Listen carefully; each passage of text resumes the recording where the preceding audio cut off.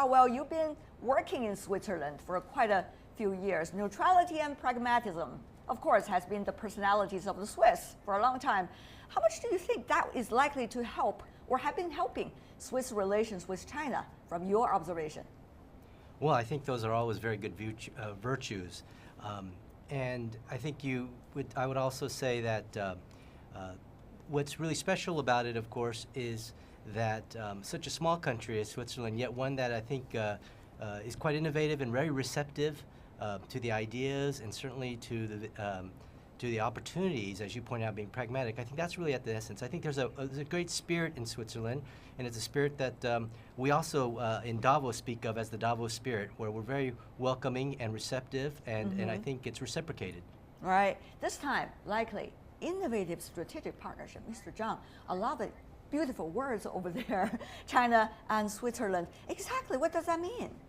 Not only beautiful, but also this is a very critical words, especially Switzerland could, on behalf of innovation representatives in the world for a long time, but today actually China also is seeking for innovation approach in order to promote economic transition. Especially today, all over the world, actually economy becomes so uncertain. Especially in 2017. Right. So that means between China and Switzerland, in case we have this type of strategic, innovative strategic relationship, that means that we can learn each other, we can promote each other. Mr. Dunnett, you're coming from the European Union here in China. Well, Switzerland is not part of the EU. It's a very different country on the European continent. So at this point, when China is getting closer to different players inside Europe, what do you make of China's approach, particularly this time to Switzerland and then to Davos? Well, Switzerland's a part of Europe, and so as such, it has its own agreements with the European Union, and having China invest in Switzerland also gives it great access to the European Union market within the region there. So quite frankly, I've seen very good development. We've all seen it in Sino-Swiss ties in the last few years. Multiple state visits from China, Xi Jinping going now, with their president coming last year. And perhaps the biggest story, China-Swiss story from last year is, of course, the investment of ChemChina into the acquisition of Syngenta, enormous deal, over $40 billion, great success for both countries. Is Switzerland's pragmatism even about a huge deal as big as this, as you mentioned? Mr. Huang, can be some inspirations for the other countries and politicians? Well, China is going to be increasing its foreign direct investment significantly over the coming 10 years. If you go back 5 years ago, it was essentially nothing. Today is running close to $100 billion a year, and it's going to maybe go up to 150.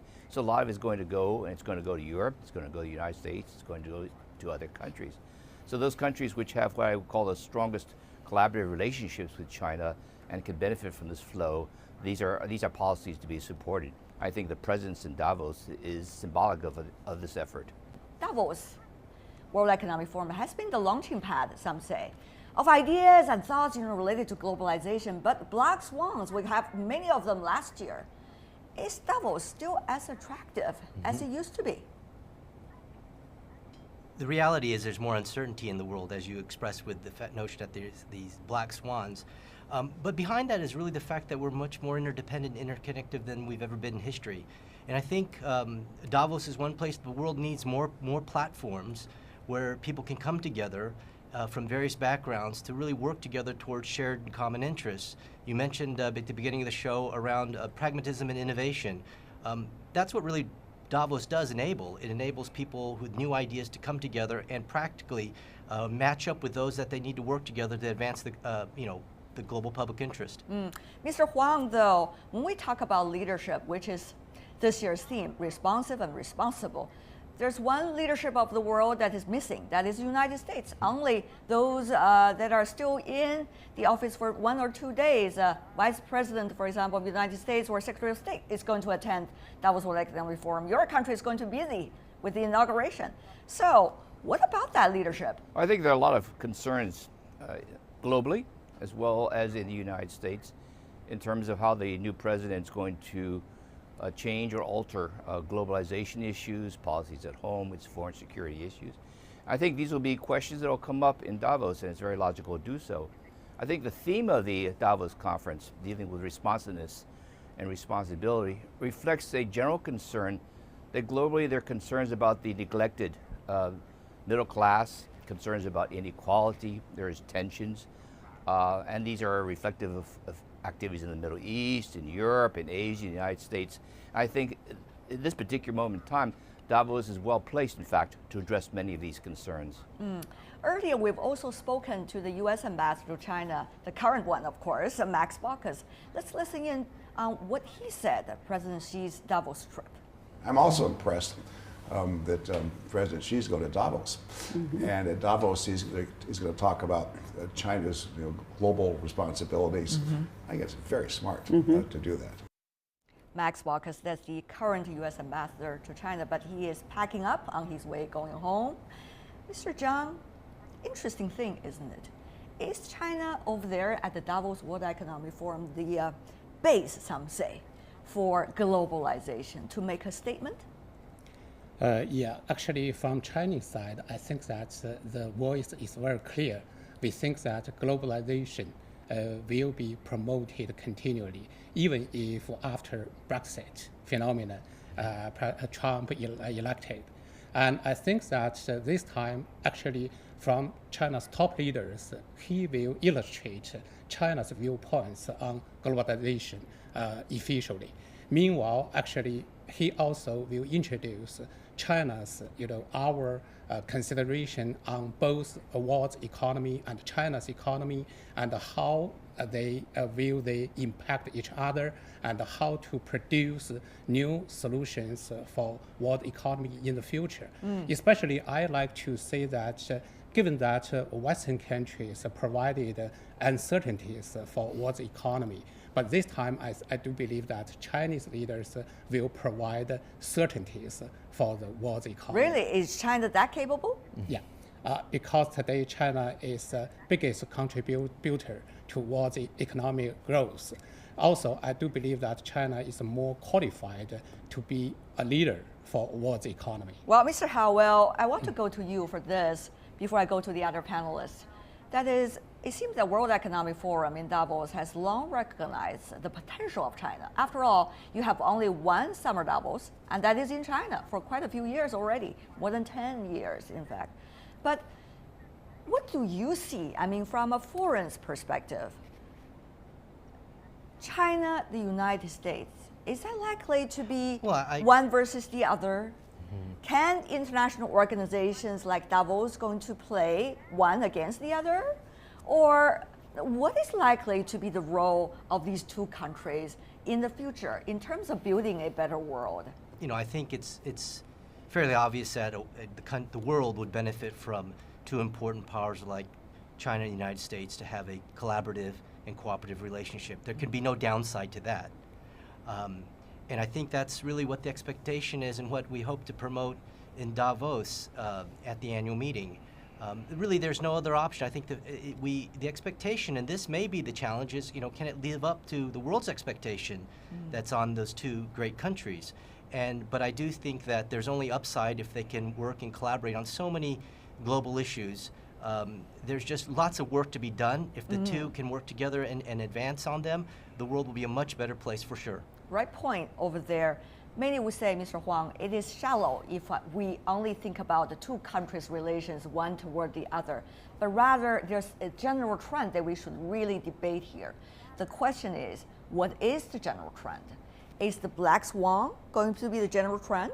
Or is it only a hiccup in the overall process of globalization and the perfection of globalization? Mr. Huang. I think from a longer term perspective, globalization, increased linkages across countries will continue. So there'll be periods when it slows down, when there is concern, certainly as currently is the situation. But the world has benefited a lot from free trade, a freer movement of capital, people, ideas. A critical element of innovation, in fact, is the free flow of ideas across countries, and that's what makes all countries prosper. So Ultimately, I think globalization will continue to be a strong, powerful force, and it certainly is a very positive force. But you will have tensions, and some of the tensions is servicing right now. Mr. Dunnett, you probably have also a great judgment about this because many of your members are active European companies here in China. I don't think we can take anything for granted. A year ago, nobody would have ever thought that Brexit would have happened, that the US elections would have gone the way that they did. I think we need to take a good look at what's happening here, and there's been a message being sent to the leadership that people don't accept the way things are happening right now. And if globalization is to continue, as Mr. Huang says, that overall it has been very, very positive, but if it isn't positive for everybody, then the whole system risks being undermined by a significant group of people in many countries that will bring a halt to it. And we've seen this with the collapse of many hard worked on trade agreements with the TPP and TTIP all being in jeopardy. Yeah. So I certainly hope that the leaders are listening very carefully and realize how serious this is. Mr. Howell, you put a lot of efforts into designing this year's Davos World Economic Forum agenda. On many of the issues the other three gentlemen touched on, do you think you're going to have a great answer from the participants?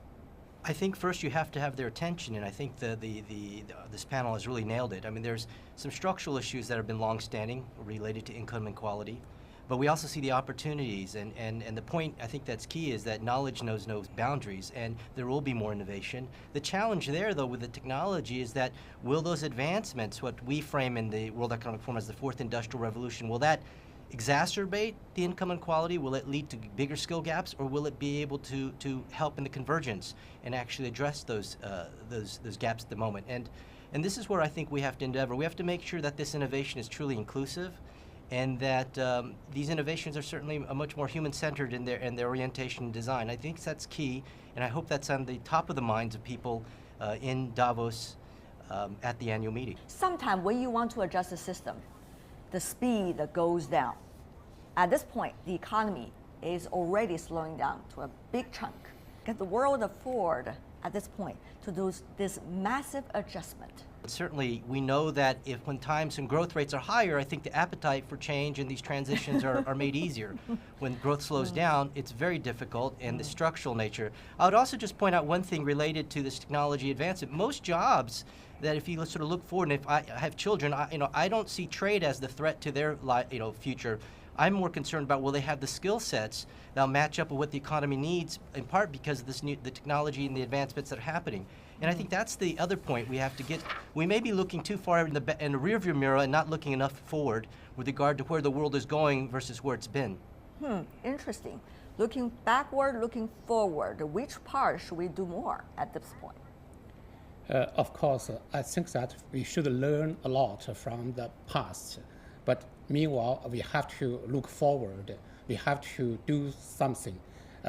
Especially today, I think that actually we have to promote, cooperation, international cooperation, both on regional level and the global level. But they would say, well, China, you promote cooperation because you are going to win the biggest share of that. That's why you're in favor of it. Well, other countries, well, they're not against it, but they're not the biggest winner. So gradually, they will feel a little bit uneasy about it, Mr. Zhang. My sense is that actually developed economies, they also benefit from globalization, especially those transnational corporations relying on their brand, their technology advantages.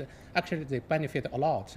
Also, even if those poor people in developed countries, they can consume those cheaper goods made in China, made in other developing economies, also they benefit from that process. But the critical issue is that those poor people, maybe their job issues. It is about root cause and phenomena, isn't it? Some solution can be skin deep, some solution can be the ultimate solution. Mr. Huang, what do you think is the ultimate solution here? Well, globally, the biggest problem is that growth has slowed down in part because the gains from productivity increases have declined over the last several decades. And this decline is most significant in the developed world.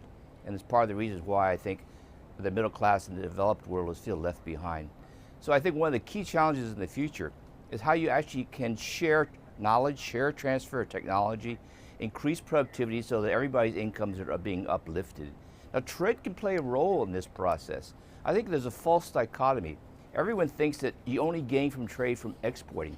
Actually, economists have shown that there are actually greater gains from importing because it's through imports that you actually share knowledge, gain higher technology, and imports also lead to lower cost bundles of consumption goods so that countries have the space, the fiscal space, to reinvest and reinvigorate themselves. Interesting point. Is your economy going to understand that, Mr. Huang? And also, Mr. Dunnett, are your economies back in Europe going to understand that? 2017, big election year.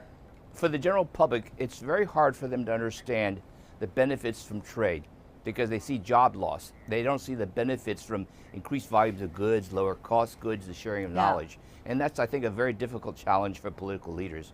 So I think to fight protectionism, this line of reasoning has to be addressed.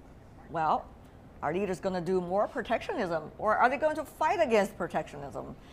Hard to say at this point, Mr. Dunnett. Yeah, I mean, I think we need to take a real good look in the mirror at this global trade agenda and recognize that some people really are not going to do well. You can have all the measures and policies you want for re-education, training, unemployment insurance, and all that, but there will be some people, because of different regional situations, that quite frankly are never going to come out of this. They'll have to retire early, and we'll have to find other solutions. Mr. Howell, social change, will that really provide us the ultimate answer to all these difficult questions? What are likely to be the answers, sir, when you're designing this agenda for this year's forum? Well, I think the first, and I think the panel agrees, I mean, there has to be greater empathy and understanding for the effects of trade and of technology on future growth. And I think I also want to highlight again the point about productivity. That's really been missed by many places, that the decline in productivity is very real, and that's very much linked to our prosperity in the future and turning that around. What kind of a forum do you think this time will be a successful forum? We'll let Mr. Howell, the designer of the forum, later to speak. But for you, Mr. Zhang, what is a successful one? One or two adjectives you can. I hope that this forum can provide new solutions on world economy, which will rely on both Western wisdom and Eastern wisdom. Okay, Mr. Dunnett. I'd like to see some target setting. Have them as an entity come up with some targets and then hold themselves accountable to it next year. Mr. Huang? I think the general theme of the conference, responsive responsibility, is a very important point. Given all the problems that are occurring, every country needs to take a closer look as to how they can help. And finally, Mr. Howell, can your conference, can your forum do all of these, sir? Well, if you can bring people together, I always have the hope that like-minded people can take some action and advance things. If we're apart, we can't do that. So being in the same time and same place and hopefully sharing the same mindset, that gives us an advantage. And I fully agree, and I hope we can help and meet the expectations of what the panels just shared, because I agree with them wholeheartedly.